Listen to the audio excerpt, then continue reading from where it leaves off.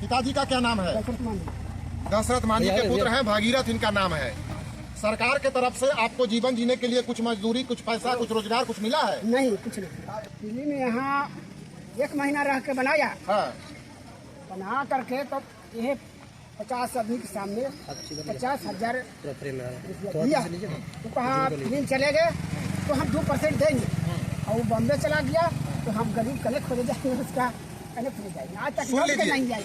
इस देश के जो ऊंचे पद पर बैठे हुए लोग हैं, जो कलेक्टर हैं, जो राज्य सचिव हैं, गृह सचिव हैं, हाई कोर्ट सुप्रीम कोर्ट के जज हैं, वो सुनिए खुलेआम भ्रष्टाचार का एक नमूना है, फ्रॉड का एक नमूना है। फिल्म वाले कहते हैं कि फिल्म चलेगा 2% मिलेगा, लेकिन 50,000 रुपया देकर चले गए, जबकि वो लोग 50 लाख का बिस्लरी का पानी पी जाते हैं साल में, और इनको 50,000 रुपया देकर इनका फिल्म बना के चले गए।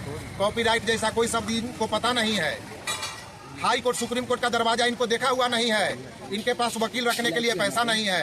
फ्रॉड का जो इनके साथ हुआ है उदाहरण, उसको बचाने के लिए कोई अधिकारी, कोई नेता तो फेमस ही है ठगने के लिए, तो उनकी तो कोई गलती ही नहीं है। नेता तो इस देश में बने ही इसलिए है कि दूसरे को ठगो, अपना घर भरो।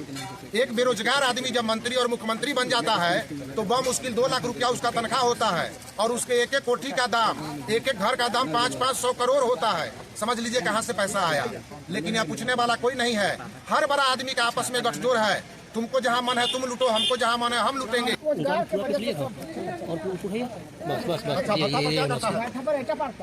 जी, रोजगार नहीं से लोग भट्ठा पर जाके ईंटा पाड़ता है, इनका कथन है। वैसे पूरा देश जानता है कि बिहार मजदूरों का सप्लाई करने वाला एक राज्य है।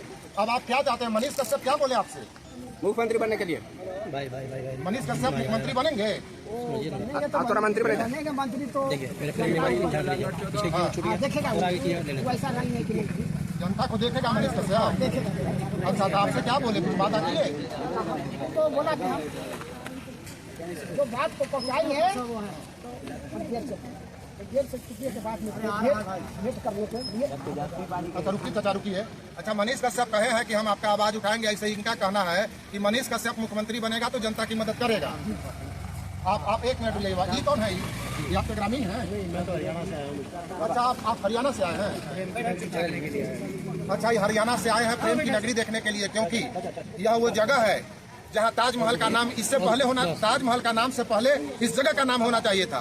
पत्नी के प्रेम में एक आदमी सिर्फ एक छेनी हथौड़ी के साथ इस पहाड़ को काट दिया। कोई मदद करने वाला नहीं था, कोई साथ देने वाला नहीं था। गांधी जी ने भी देश की आजादी में जो काम किए तो उनके साथ उनका हजारों लाखों समर्थक था, लेकिन इस आदमी को सपोर्ट करने वाला एक आदमी नहीं था। दशरथ मांझी ने अकेले काम किया। नेल्सन मंडेला और महात्मा गांधी से भी ज्यादा शक्तिशाली, ज्यादा सशक्त कोई आदमी था तो वह दशरथ मांझी था, क्योंकि दशरथ मांझी ने अकेला अपना जो उनका उद्देश्य था उसको अंजाम तक पहुंचाया। गांधी जी और नेल्सन मंडेला भी लाखों करोड़ों समर्थक की वजह से वहां तक पहुंचे हैं। आपका क्या कहना है? कहाँ से आए हैं? आज का जो टाइम है, रास्ते में पड़ा एक पत्थर कोई नहीं हटाएगा। दशरथ मांझी ने 22 साल लगातार एक छेनी थोड़े से पूरे पहाड़ को काट करके पहले तो गांव के लिए, उसके बाद आसपास के इलाके के लिए, और आज पूरा बिहार इस रास्ते से गुजरता है।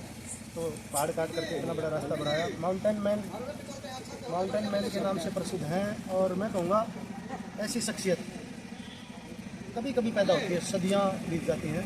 तो अभी 1960 का 80 का दौर पुराना नहीं हुआ है। आज अगर दशरथ मांझी के नाम को जीवित रखने के लिए इतने लोग आगे आ गए हैं, तो आने वाले टाइम में यहाँ बाहर से आने वाले पर्यटकों का जमावड़ा भी लगेगा। और यही बात, जैसा कि मैं आपको सुन रहा था परिवार के बारे में, दशरथ मांझी के नाम का बॉम्बे वाले को क्लब बना के लिए वो खा रहे हैं।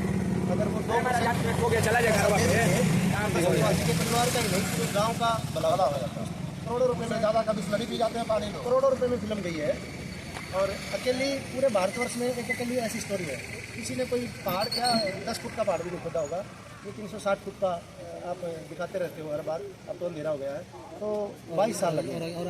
22 साल में एक लड़का। आपको नहीं लगता है कि इस देश में, इस देश के प्रतिभा के साथ काफी भेदभाव किया गया है? प्यार के निशानी, मुगलों के किए गए काम को लूट के निशानी को प्यार की निशानी बताया गया, और जो प्यार की निशानी के लिए अपना जीवन का 22 साल दे दिया, उसको उसका कोई नाम ही नहीं है। पता भाई, ये देश ना मरने के बाद, कुर्बान होने के बाद पूछता है। ठीक है, भगत सिंह जिस समय देश की आज़ादी के लिए लड़ रहे थे, तो कुछ लोगों की टोली थी क्रांतिकारियों की। अगर उस समय सारा का सारा नरम दल, गरम दल भगत सिंह के साथ हो जाता तो भगत सिंह जीवित होते, उनको फांसी न होती। आपके माध्यम से मैं एक ही बात कहना चाहूँगा कि समय रहते संभलना चाहिए, साथ देना चाहिए। ये बात मनीष कश्यप के ऊपर भी जाकर फिट बैठती है। चलिए अभी मान के चलो यहाँ वो सबसे पहले आया और भागीरथ मान जी के तरह सफर किए, तो अपने आप में एक अद्भुत शख्सियत है मनीष कश्यप। और आने वाला एक समय 1977 का जेपी नारायण का, और आने वाला वक्त मनीष कश्यप का भी आएगा। जी, इनका कहना है कि एक समय जेपी का था, अब आने वाला वक्त मनीष कश्यप का होगा। बहुत बड़ी बात है, और मरने के बाद लोग यहाँ सम्मान देते हैं इस देश में, लेकिन व्यवस्था समाजी को मरने के बाद भी नहीं मिला। बाकी आपकी क्या राय है, आप भी कमेंट करके बताइए। धन्यवाद।